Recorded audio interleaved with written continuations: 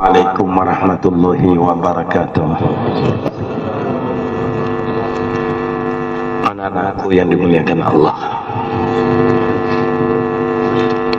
kamu tidak pernah berencana sedikit pun, tidak pernah berhayal sedikit pun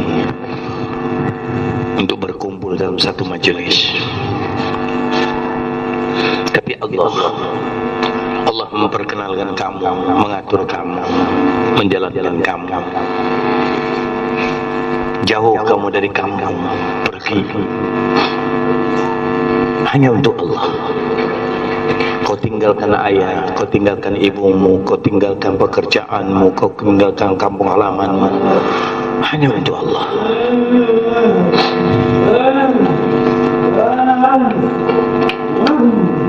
Allah membalas kamu dengan suatu kebaikan, dengan satu kemuliaan. Kita tidak tahu kita buta hukum. Allah lah yang menentukan hukum. Dialah yang mengajar kita.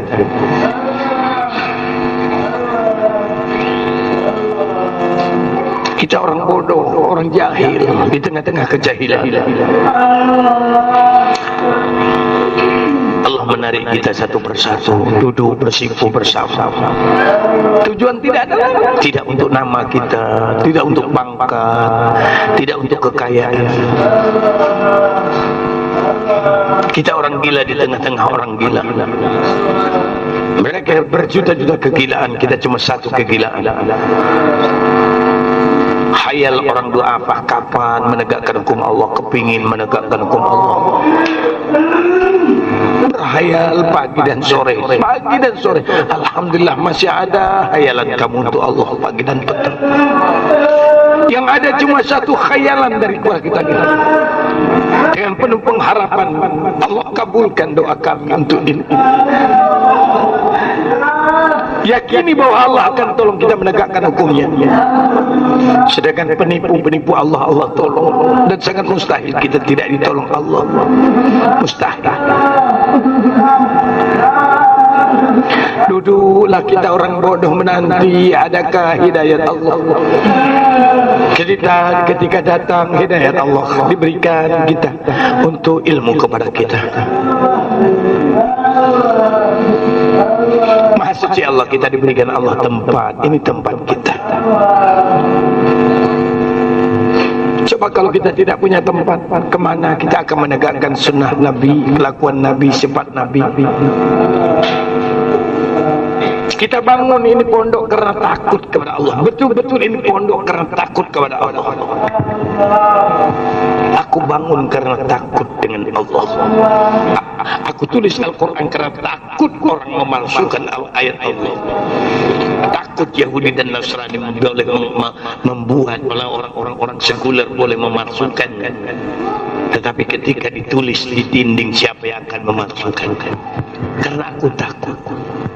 Lalu aku bangun pondok ini karena takut, supaya aku dapat menegakkan Jumat yang benar sebagaimana dilaksanakan oleh Nabi. Karena takut kepada Allah. Lalu aku kumpulkan kamu satu tempat, lalu kamu diam di tempat yang kamu sanggup miskin. Padahal kemiskinan kamu, orang miskin itu lebih dulu masuk surga 500 tahun lebih dulu. Begitu anakku yang muliakan Allah Subhanahu wa ta'ala. Kamu orang doa apa? Orang susah. Semakin kamu dekat kepada Allah, semakin susah kehidupan kamu. Coba kau lihat itu anak kawan kamu, sahabat kamu dari batu bara. Di sana dia seolah-olah dibekot, dia tidak dapat kerja, dia 2 bulan sudah tidak kerja. Semakin dia dekat dengan Allah yang menegakkan kebenaran di muka bumi, semakin dibaikkan. Begitu juga di zaman Nabi dulu, dibekot, tidak kasih minuman, tidak dijual barang kepada mereka, sehingga kelaparan.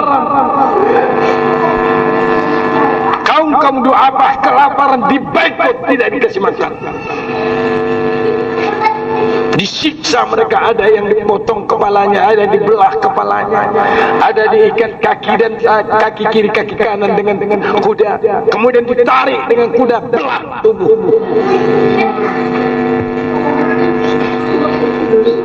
Ada disusuk dari kemaluan sampai di kepala, dipajang di hadapan orang banyak.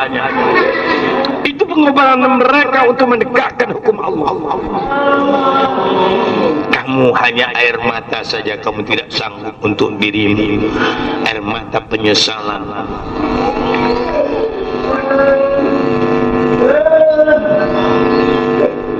Tidakkah engkau takut ketika kehancuran dunia ini, ketika maksiat melanda dunia, kemana kau akan pergi? Kamu tidak pergi, tapi TV di rumah kamu datang. Kamu tidak bawa tempat maksiat, tapi televisi telah membawa kemaksiatan kepada kamu dan istri kamu.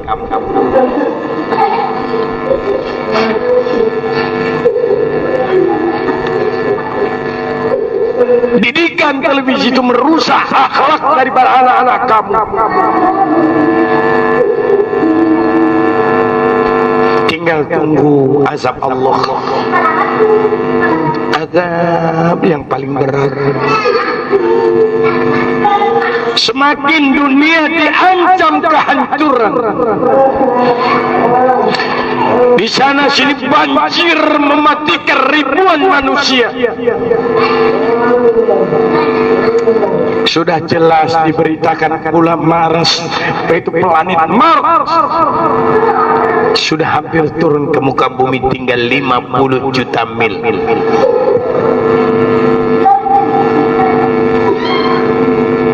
Dari 50 juta mil itu akan turun lebih cepat lagi.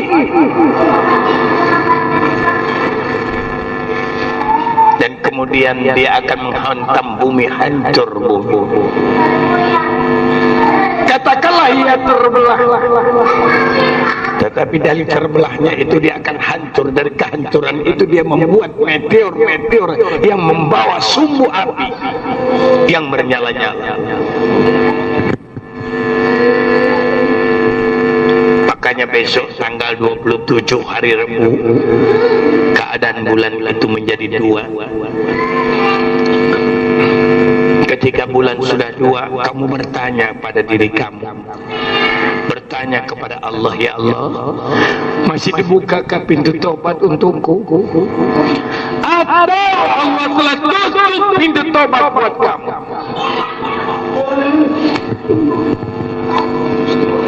Ketika itu kamu sholat, tidak diterima lagi sholat kamu. Ketika kamu mohon munajat kepada Allah, diampunkan Allah, tidak ampun lagi. Kamu minta ampun, tidak diampunkan Allah dosa kamu lagi.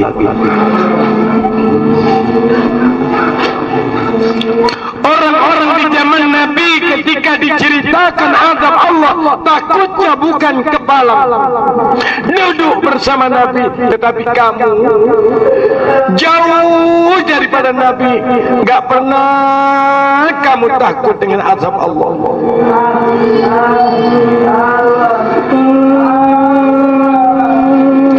Orang dulu dekat munajat kepada Allah, dikenalkan Allah, kamu gak kenal dengan Allah, kemana kau harus pergi?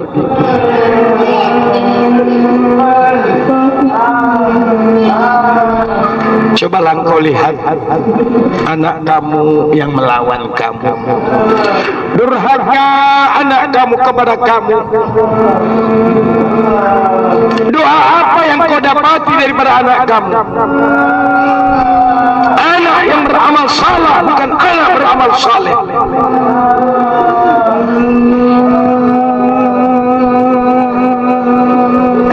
Lihatlah kelakuan anakmu di rumah sana. Setelah dia berkawin, semakin durhaka ia, menyanyikan hatimu. tinggal kamu berpikir, ya Rabb, apakah dosa-dosa ini akan kupikul besok? Anakmu yang berbuat maksiat di dalam dunia, kamu memikul dosanya sampai di hadapan Allah.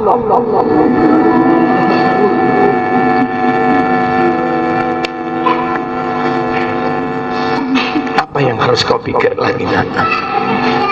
Semakin hari semakin dekat kehancuran bumi. Untung nasib kalau dia terbelah, kalau dia tidak hancur sudah bumi juga.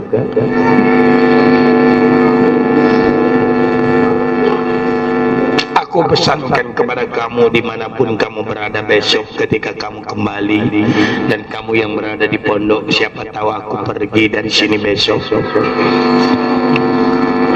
Ketika hari Rabu tanggal 27 Agustus ini, dari pagi kamu tidak usahlah cari rezeki dulu, munajat kepada Allah, baca Quran banyak-banyak, minta ampun kepada Allah.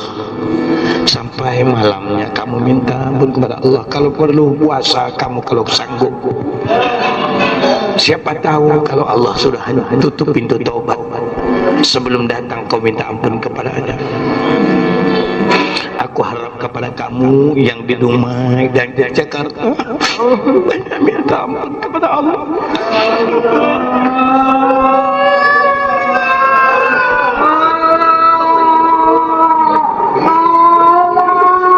Jangan kau tuntut aku telah memberikan nasihat kepada kamu. Jangan kau tuntut aku di hadapan Allah, aku telah bagi tahu kamu.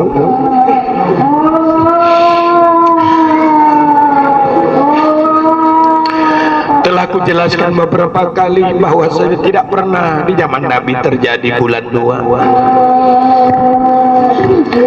Dan telah aku nyatakan kepada kamu, di zaman Nabi tidak pernah gerhana matahari dan bulan itu satu bulan di bulan puasa. Tidak pernah. Tapi tahun ini gerhana bulan dan matahari satu bulan di bulan puasa. Tidakkah engkau takut lagi? Kamu yang berada di pondok ini, aku telah ceritakan sesungguhnya Ka'bah itu telah dihancurkan. Kubawa bukti kepada kamu dulu, kulihatkan kepada kamu Ka'bah yang telah dihancurkan. Kubawa TV-nya, VCD-nya, kubawa itu. Karena aku membaca hadis, betapa takutnya aku.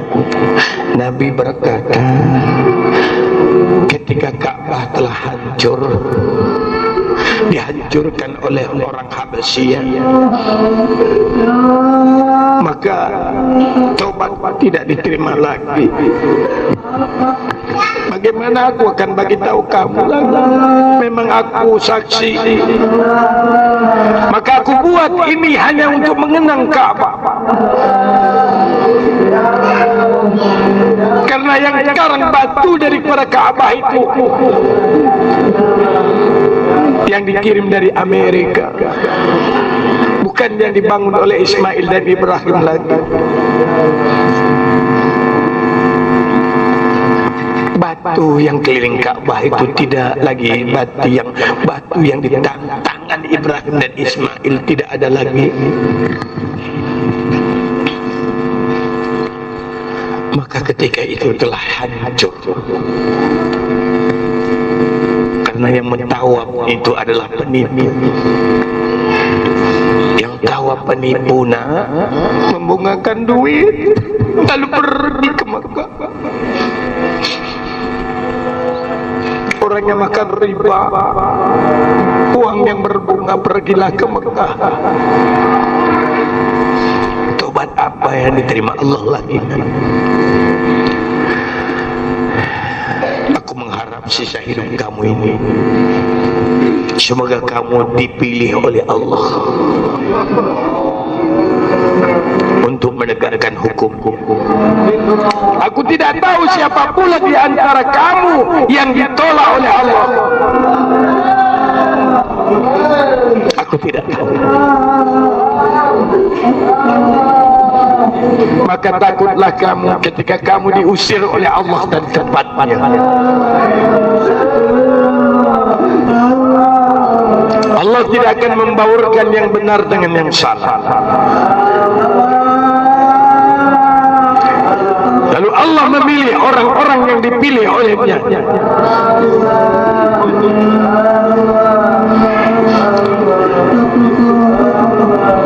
Ketika orang-orang dulu mendengar Nabi Muhammad SAW berkata, sesungguhnya nanti akan ada satu kaum yang dia tidak pernah jumpa kepadaku, tetapi dia sangat cinta kepadaku, sehingga sunnah-sunnahku ditegakkan. Dia berjuang dalam menegakkan sunnahku. Lalu dia besok duduk bersamaku, berdampingan dengan diriku. Lalu Nabi menunjukkan kedua jarinya, jari tengah dan jari telunjuknya. Orang-orang di zaman Nabi timbul iri karena mereka dia tidak pernah duduk dengan Rasulullah, tapi orang yang akhir zaman yang boleh dapat duduk bersama Rasulullah sallallahu alaihi wasallam. Maka itu aku amanahkan kepada kamu mulai hari ini sampai 27 dan lepasnya banyak-banyaklah engkau ingat kematian. Anggaplah kamu tidak punya amal sedikit pun. Berbuat amallah hari itu seolah-olah kau akan mati di hari itu juga. Siap-siap pakaian kematian.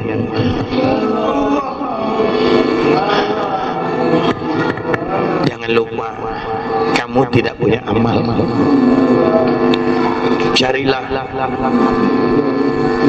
senter atau lampu untuk menerangi kuburan. Carilah alas kaki untuk berjalan di yaumil mahsyar. Carilah tudung untuk menaungi kamu daripada azab matahari yang bersinar di yaumil mahsyar.